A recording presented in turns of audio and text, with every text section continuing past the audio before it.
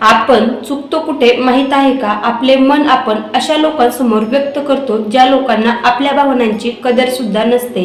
आपण त्या लोकांना सगळं सांगतो, आपले दुःख, आपल्या वेदना, आपल्या अश्रू। आपल्याला असं वाटतं समोरचा तो आपल्याला समजून घेईल, पण तसं काही नसतं। काही लोक अशी असतात, ते फक्त तुम्हाला समजून घेण्यासाठी नसतात तर फक्त ऐकण्यासाठी असतात आणि नंतर या शब्दांचा वापर तुमच्या मनाविरुद्ध करतात। एक गोष्ट कधी तुम्ही नोटीस केली आहे का? ज्या लोकांसाठी तुम्ही सर्वात जास्त खरे होतात त्याच लोकांनी तुम्हाला कायम दुखावलं।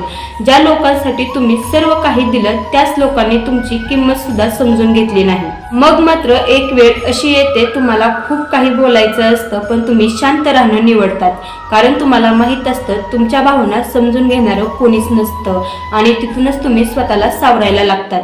तुम्ही तुमच्या आयुष्यात हे शिकता की प्रत्येकालाच तुमचं मन दाखवायची गरज नाही, कारण तुमचं मन हे खूप मौल्यवान आहे।